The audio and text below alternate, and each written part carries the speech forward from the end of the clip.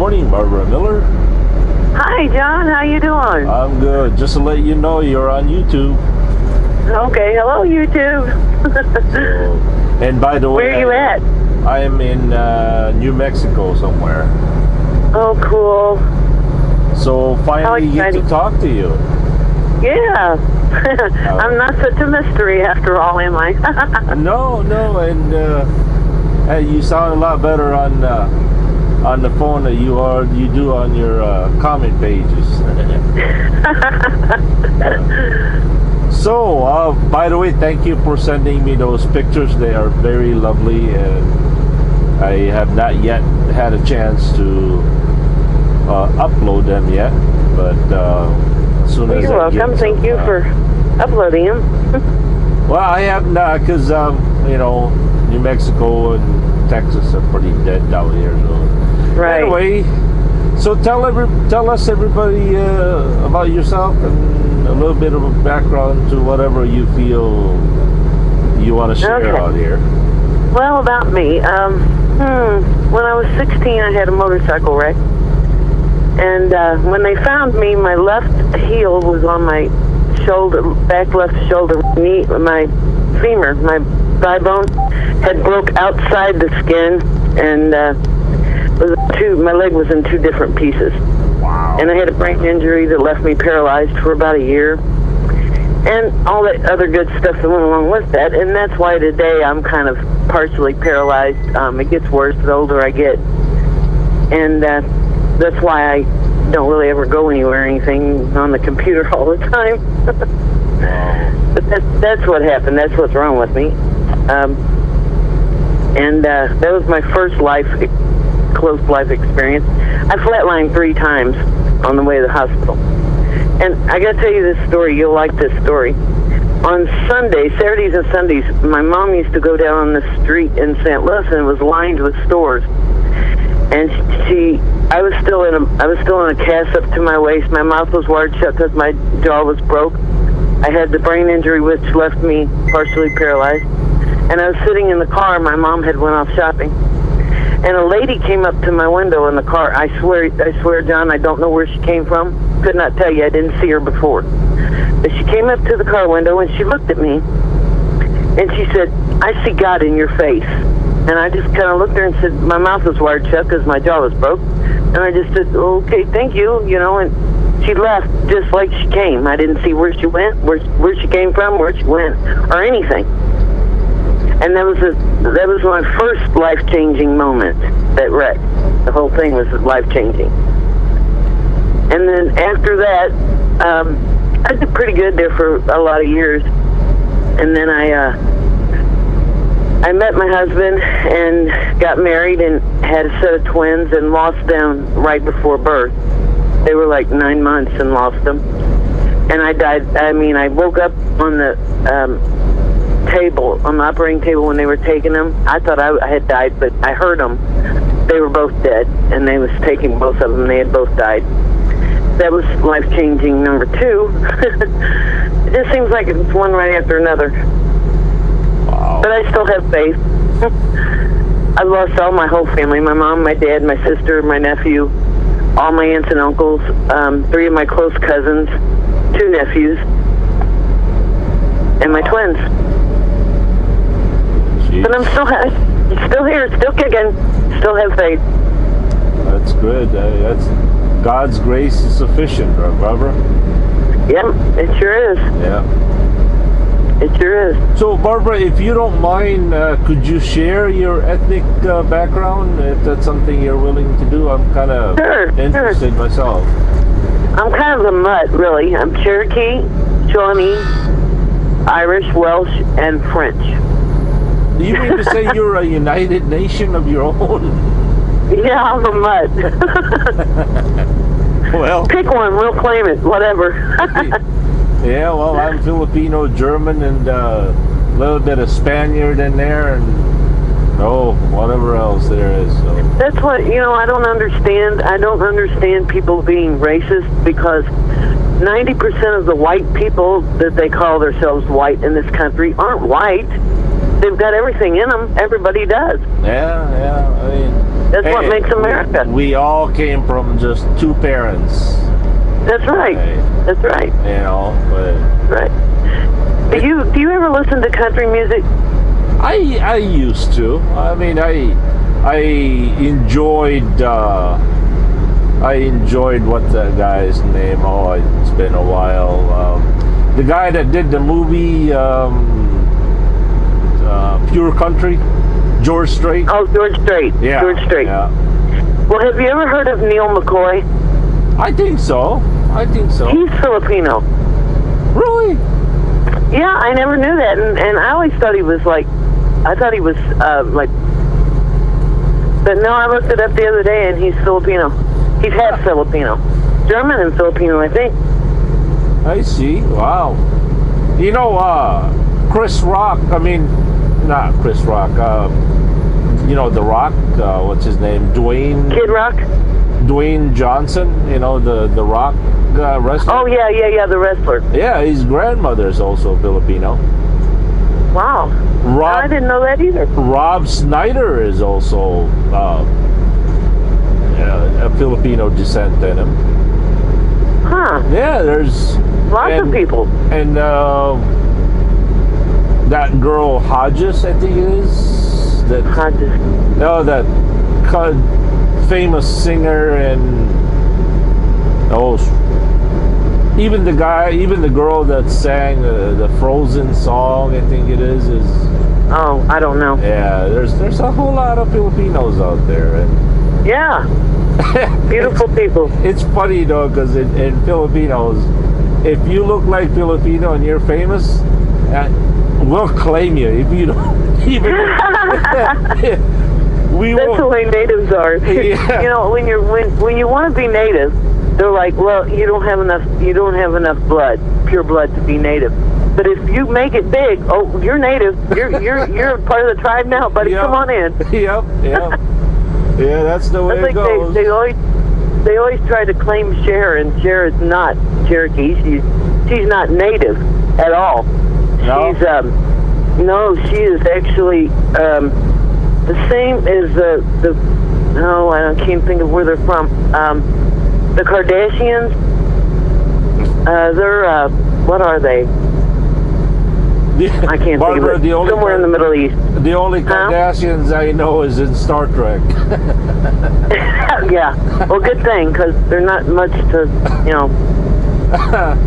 Yeah, the only Kardashians I know is in Deep Space Nine. They were nasty. Well, they're kind of describing the ones in California too. So anyway, go ahead with your. Where were you born? I was born in St. Louis. My mom and dad was born and raised here in southern Missouri. They got married and went to St. Louis and had me.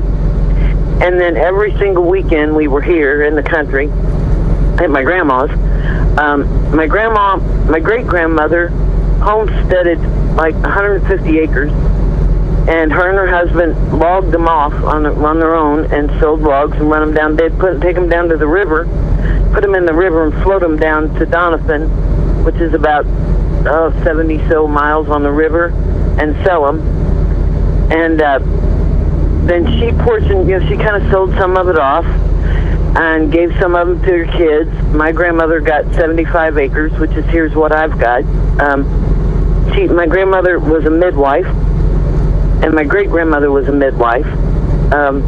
They would deliver babies for a chicken, whatever you had. If your wife was in trouble and they were there, they would deliver the baby, and they took whatever it was that you would give them. That's amazing, Barbara, because back home in Camiguin, that's pretty much the way they went. We had this one particular guy in the village, had no professional training whatsoever, but he was the one that delivered 99% of the people in our village, in our barrio. And when the baby was breached, he would just somehow wiggle your tummy until the baby turned. And No Yeah. anesthetics, nothing. It was just a Nothing. home thing, and well, whatever you have, either a pig, chicken, or a native Right. dish, and that was it. That's right. Well, there was a man that came down from St. Louis one time, and it was from the Globe Democrat, the paper in St. Louis.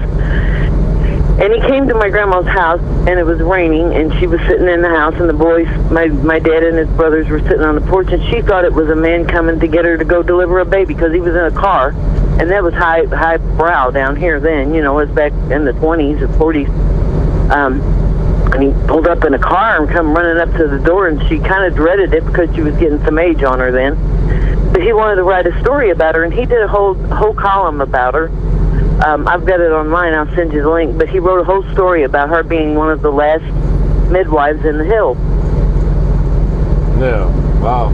So she was kind of famous there for a little bit. And But she died when I was 2. I never knew her. And that guy that delivered all the babies in the village, we called him Tatay, which is an endearment of just basically saying dad in Filipino. Yeah. Even though we were not related, everybody called him dad. So Right. Everybody called my grandma Aunt Nancy Jane. there you go. It's Yeah, amazing. It's everybody. amazing how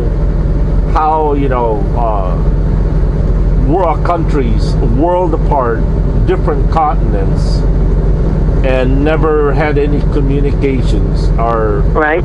basically doing the same thing. Yeah. Poor people have poor ways no matter where they're at. Yeah. It's just human nature, I guess. Mhm. Well, my grandmother died when I was 2, and she left the 75 acres to my dad. He was the baby and the last boy, so she left 75 acres to him. And we tore Grandma's house down, and the Park Service here bought out a lot of houses down on the river because they took over the rivers and the waterways. And they bought this house that my cousin had actually built down on the river, a 6-room house, and they had it on silent auction up at the courthouse, and one of my cousins told my dad about it, and he put in a bid for $200, and he won it. So we went over and had a crew jag it up, and it cost us $1,000 to move it over here to our land. So this house cost $1,200. Set it down. It's a big 6-room house. It's really nice. It's nice. It's not a beautiful house, but it's a nice house. And that's where I live now. Mom and Dad are both gone, and I live here on the place. No, I take it you're still married? No, I'm divorced. Oh, okay. But we still live together. He sleeps in one end of the house, and I sleep at the other. Since I got so bad in my back and everything, he does all the outside work for me and takes care of different things for me. Oh, He still helps me. That's kind of a sweet arrangement. Yeah, it is really, and I mean, I told him when he come back, I told him, I said, I don't know how this is going to work, but I need help. And he said, well, I'll help you. So he came back, and he's helping me. So we can't get married. We can't stay married, but we can live together, kind of a thing. Yeah, we get along better now than we ever have, ever. Seriously. That's weird. That's weird how life sometimes works, man. It just, there's no cookie cutter in life, is there? I mean, no, there sure is. Sure is. And he stays at his end of the house. I stay in my little corner at my computer, and neither name this way you should meet, or however neither of the two shall meet. Yeah. No, but he helps me out immensely. Where do you exactly live right now? I live, it's in the southern part of Missouri. I'm 50 miles from the Arkansas border. You never come through this way. In fact, one time you were coming up through Oklahoma and you went to Kansas and cut over into Illinois. Yeah. It would have been a lot faster. It would have cut off, I think, an hour if you would have come up through Springfield, Missouri, across through on 63, and come out in Paducah and went up. Really? Yeah. What's the name of the town? The town's name is Eminence. Eminence. Ah, Yeah, like Eminence. Like your eminence, as they say in Yeah, priest. right. See? It's a town of 600 people. Wow, that's my kind of town. Yeah, and I live 10 miles outside of there.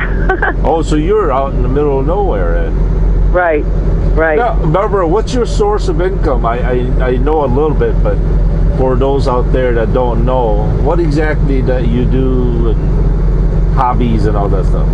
Oh, I paint on turkey feathers. And I do. I saw that. Yeah, I paint on turkey feathers. I do portraits.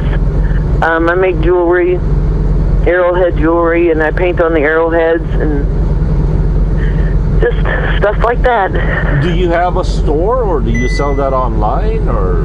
I just some of it in town in one of the stores, but around here, stuff like that doesn't really sell. It's a very and people that come into town are just wanting to go floating and stay on the river and play all day. They don't really go shopping.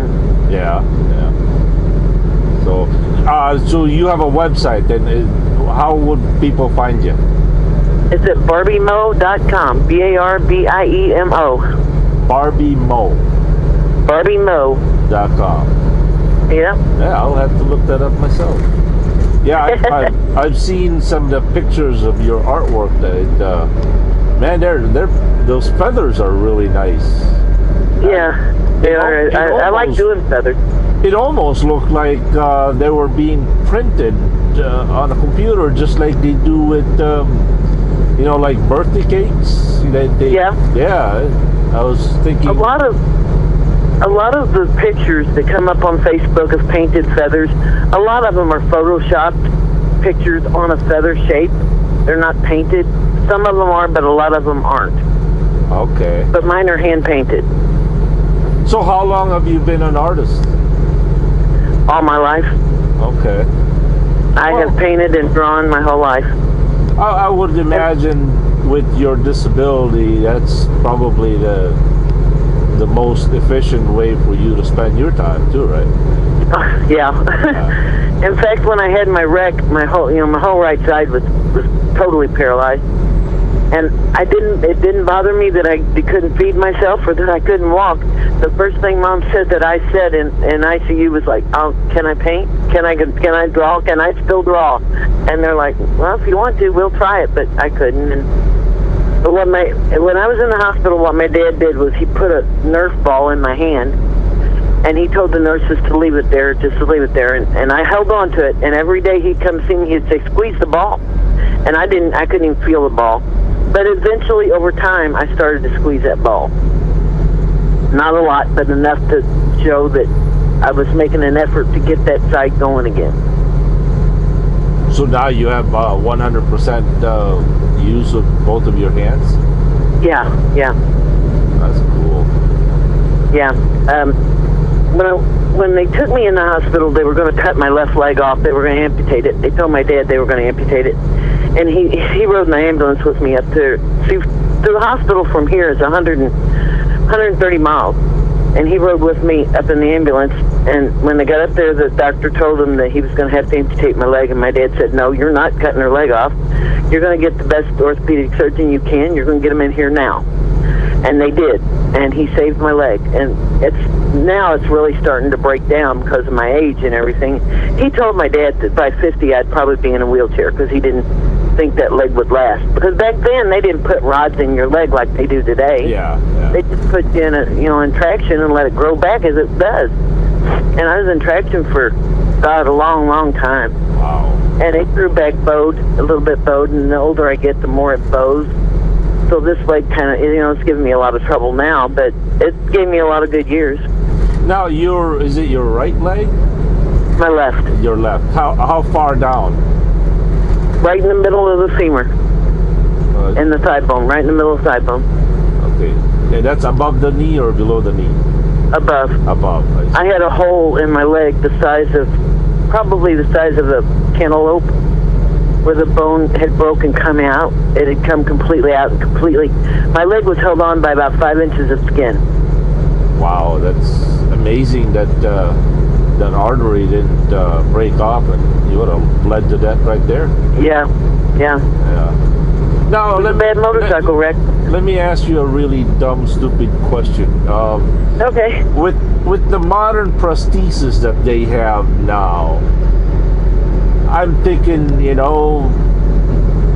why not go that route? I mean, I have asked about that, and they said that because of my age, I've been told, like if you were a kid, yeah, we would do it. But with your age, the probabilities of infection and you not getting over it and blah blah blah blah blah blah blah. And I was just like, oh, okay, whatever.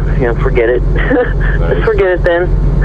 yeah, I was watching this TV show where this Japanese American girl got into a car wreck, and she was stuck in her car in an embankment for about 3 or 4 days with both of her legs with open wounds, and she was submerged in water for so long that gangrene started to set in. Oh man. And they couldn't save her legs. Now the funny thing was, this girl was only 5'2", and so what she did is she ordered a pair of prosthetic legs, and she made herself 5'7". Yeah, why not? Yeah, so there's a little practical side of it, and of course I can't claim anything what I would do, because my leg is my leg, but who knows? Right. Yeah, you never know until you're caught up in it, Yeah. When I was in the hospital, I was laying there with my mouth wired shut, partially paralyzed, all strung up on this contraption thing on my leg. And this man wheeled his way into my door in a wheelchair, and he had red hair. I'll never forget this. He had red hair, and it stood out everywhere. It was just like crazy red hair. And he had 2 bolts on each side of his head like Frankenstein. And he had his mouth wired shut. And and I had my mouth hard shut because I'd had a broken jaw after this wreck too. And he said, "Hey, how are you?" And I said, "Oh, how are you? What happened to you?" Well, he had a car wreck, busted every bone in his face. They had all of his bones wired up to those 2 bolts in his head. Wow. Yeah. So that instant camaraderie there, right? Yeah. So, no kids then, huh? No. After I lost the twins, I was like, I didn't even want to even try that again. How long have you professed Jesus Christ as your Lord and Savior, Barbara? As long as I can remember. Praise God. I don't go to church anymore. I used to go to, there's a little country church that my grandfather helped build way out in the country here, and it's a non-denominational church. And I usually go to it, but they've got like their staircase going up is like huge, and it's really hard for me to get in there. But, they know, and I know what, to me, I kind of rely almost a lot now on my Native American background too, knowing that there is a higher spirit, knowing that it's inside me. It isn't anywhere. It isn't in that church. It's more out in the woods to me than it is anywhere. I mean, I could go sit out on the porch and look at a tree and feel closer to God than anybody, I think. And that's what I do. It's inside me, like that lady told me, and she's seen it in me. I guess it is. So, which side of your parents were Native? My mom. Your mom. And my dad kind of far back, but my dad's family, I can trace them back to like the 1600s in Wales and that. One of my ancestors, this is a really spooky story, I'll tell you. He was in the Revolutionary War. And after the war, they gave them land in Kentucky. So he moved out, he took his family and went to Kentucky, and they were tradesmen, so they were a little bit better off than the rest of the people. But they started a town called 12 Mile, Kentucky. 12 Mile Kentucky. Well, I got on 12 Mile Kentucky, and I got online and found it. Now, right in between 12 Mile Kentucky and Eminence, Kentucky, is Miller, Kentucky. My last name's Miller. I live in Eminence. Yep. And my great grandfather founded 12 Mile Kentucky. I read all that. I was seeing all that, and I just got chilled. I said, "Oh, that's just weird. That's just strange." Yeah. Well. So. But it was on my grandmother's. Huh? I'm sorry. My wife told me never to ask a woman about their age. I don't even ask my wife her age because 55. Don't bother me. I had one of my daughter, her job was to remind me of her mom's birthday and age and when our anniversary was. And now she's gone out of the house. I'm having a problem. You're having a hard time. I used to tell people when they asked me how old I was, I always tell them at least 30 years older than I am. Because then they say, "My God, you look good for that age." Well, yeah, I know. You know, you have a laugh exactly like my cousin. Now, I don't know. I have a cousin, Darcy. That's I think she would be my dad's niece, probably. Yeah, and she is totally white. She is pure German in blood, and but she speaks Visaya a little bit. Her and my dad was actually really good friends. Good. Yeah. That's cool. And I laugh like her, huh? Yeah, you do. Or she laughs like me. Am I older than her? No, yes, you are. Yeah, she's probably... Yeah, then she laughs like me. She's probably, I would imagine, 49 or 50. So is there anything else anything else you would like to share out there, Barbara? No, just hi everybody in YouTube land, and hi to Darius. I talk to him a lot on here. Oh, you do? Oh. Yeah, me and him send messages back and forth. And he lives in Lithuania or somewhere? Yeah, yep. Yeah, he wants to come to America, and we talk back and forth every now and then. So hi Darius, and hi all the other guys that's on there. I was on Trucker Josh's post the other day and said something on his YouTube page, and somebody said, "Are you the Barb that's on JB Travels 1 too?" And yeah, that's me. Now, how would Trucker Josh know that? No, it was somebody that followed him. Trucker Josh doesn't talk to anybody. I've never seen him answer anybody, to tell you the truth. Yeah, well, he's got a good thing going. The last post... I'm losing you. Yeah. How about now? Can you still hear me now? Wait. You're cutting in and out bad. So I'll say bye, everybody. I'll All right, talk to you Barbara. later, John, online. All right, thank you, Barbara. All right, bye-bye, everybody. Bye, John. Bye-bye.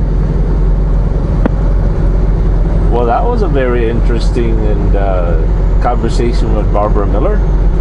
So, Barbara, thank you very much. That was a great pleasure. Really, it was.